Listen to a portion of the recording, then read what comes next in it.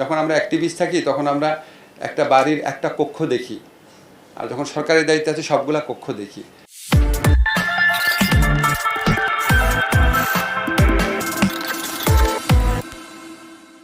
আপনাদেরকে একটা জিনিস বলি, মিডল ইস্টে এখন একমাত্র সৌদি আরবে আমাদের শ্রম বাজার আপনার পুরোপুরি উন্মুক্ত আছে, এবং অন্যান্য দেশে কিছু কিছু দেশে শ্রম বাজার বন্ধ হয়ে গেছে।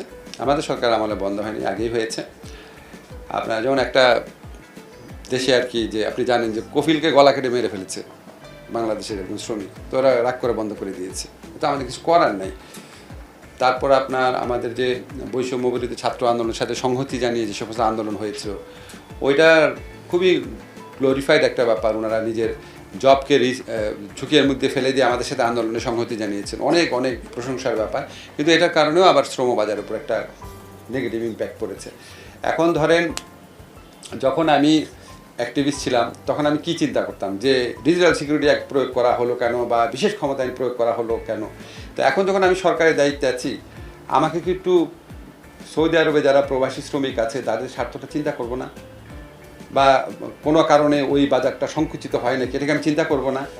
ফলে তো আমি বলি কি, ধরেন যখন আমরা অ্যাক্টিভিস্ট থাকি তখন আমরা একটা বাড়ির একটা কক্ষ দেখি, আর যখন সরকারের দায়িত্বে আছে সবগুলা কক্ষ দেখি, দেখে তারপর সিদ্ধান্ত নেই। এখন এই জন্য আপনার অ্যাক্টিভিস্টদের কাছে বা আপনাদের কাছে মনে হতে পারে যে দেরি করছে কেন, বা এরকম সিদ্ধান্ত নিল কেন, মানে একটু সামগ্রিকতা দেখে সিদ্ধান্ত নিই। সৌদি আরব আমাদের জন্য অত্যন্ত গুরুত্বপূর্ণ, শুধু তো আপনার শ্রমবাজারের না, আপনি জানেন ওখানে কত মানুষ ওখানে হজ করতে যায়, হজের কোটা তারা নির্ধারণ করে। তাছাড়া আমাদের উন্নয়ন সহযোগী হিসাবে সৌদি আরবে বিরাট ভূমিকা রয়েছে। শেষ কোয়েশ্চেন। জি, তালিকা করতে করতে তো জান শেষ হয়ে যাচ্ছে। আমরা বিভিন্ন, মানে এটা খুব দীর্ঘ প্রক্রিয়া, জেলা পর্যায় থেকে আসে, আমরা এখানে ফাইনাল করি। যেমন আপনাদের জন্য মিটিংটা দেরি করে করছি, প্রতি রোববার দিন মিটিং করি আমরা। এটা আজকে মিটিংয়ে কিছু উদ্যোগ হবে, তো এটা আমি আপনার বলতে পারবো না, তবে 50,000 থেকে 1 লক্ষ, 50,000 থেকে 1 লক্ষ, খুব রাফলি বললাম, বিকজ এটা তো আমরা অনেক মামলা নতুন নতুন আসছে, আমাদের ধারণার বাইরে আর কি।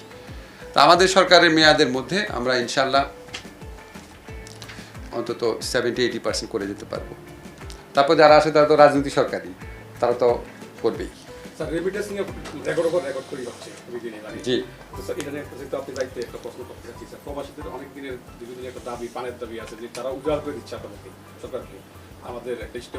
সবাইকে, পুরা বাংলাদেশকে। হ্যাঁ, এখন কি প্রবাসী ভোটাধিকার?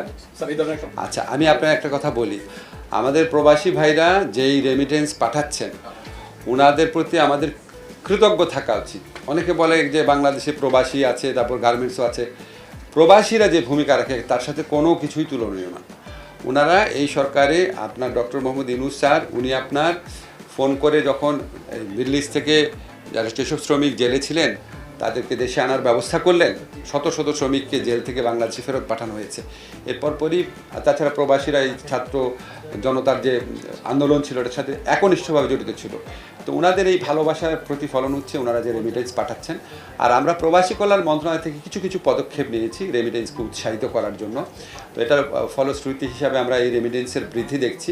আমাদের এই অর্থনৈতিক দুর্দশার সময়ে এই রেমিটেন্স না আসলে এটা সত্যি দুর্দশায় পরিণত হতো, এবং আমরা ওনাদের প্রতি কৃতজ্ঞ। আর ভোটাধিকার কিন্তু এই কৃতজ্ঞতার ব্যাপার না, ভোটাধিকার ওনাদের নাগরিক হিসাবেই অধিকার। বহু আগে এটার ব্যবস্থা নেওয়া উচিত ছিল। কেন রাজনৈতিক সরকারগুলো 5 বছর করে টাইম পেলে এটা নেয় নাই? আর ফ্যাসিস্ট সরকার ছিল 15 বছর, কথায় কথায় বলতো নাকি ডিজিটাল বাংলাদেশ।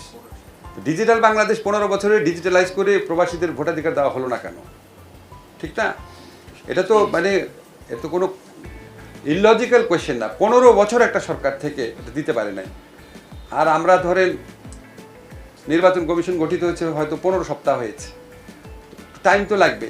এটা তো সম্পূর্ণ নির্বাচন কমিশনের এখতিয়ারাধীন বিষয়। ওনারা বিভিন্ন পদ্ধতি পরীক্ষা করে দেখছেন। ওনারা কিন্তু প্রেস রিলিজও করেছেন, আমার সাথে ওখানে সচিবের সাথে যে মিটিং হয়েছিল আমি শুনেছি কি পদ্ধতিতে দেওয়া যায়। পোস্টাল ব্যালটের মাধ্যমে দেওয়া যায় নাকি, তারপরে আপনার ডিজিটাল মাধ্যমে দেওয়া যায় নাকি, প্রক্সি ভোট দেওয়া যায় নাকি, সবগুলা ওনার পরীক্ষা করে দিচ্ছেন। এবং আমার কাছে মনে হয়েছে ওনারা ডিটারমাইন, এটা কিন্তু ওনাদের কর্তৃত্বাধীন বিষয়। আমাদের সরকারের পক্ষ থেকে সবসময় বলা হয়েছে আমরা প্রবাসীদের ভোটাধিকারের ব্যাপারে অত্যন্ত রেসপেক্টফুল, এবং আমরা চাই এটা হোক। আর এটা তো ওনাদেরকে করতে হবে, তো ওনারা আমি যতটুকু জানি ওনারা বদ্ধপরিকর আছেন কোনো না কোনো প্রক্রিয়ায়, যদি সীমিতভাবে হলেও হয়, কোনো না কোনো প্রক্রিয়ায় ওনারা এটা করতে বদ্ধপরিকর, এটুকু আমি আপনাকে বলতে পারি। আর একটা কথা বলে রাখি আপনাদের, ভোটাধিকার আমরা যদি হাফ ডানও করে রেখে দিতে পারি, আমি মনে করি যারা রাজনৈতিক সরকারগুলো 5 বছরের জন্য ক্ষমতা আসে, ওনাদের যদি মিনিমাম মানে দায়িত্ববোধ থাকে, আমাদের কাজটাকে যেন ওনারা সম্পূর্ণভাবে এগিয়ে নিয়ে যান। ধরেন আমরা হয়তো প্রক্সি ভোটিং করতে পারলাম, ওনারা সেই জন্য ডিজিটাল ভোটিং করেন বা আরও এটাকে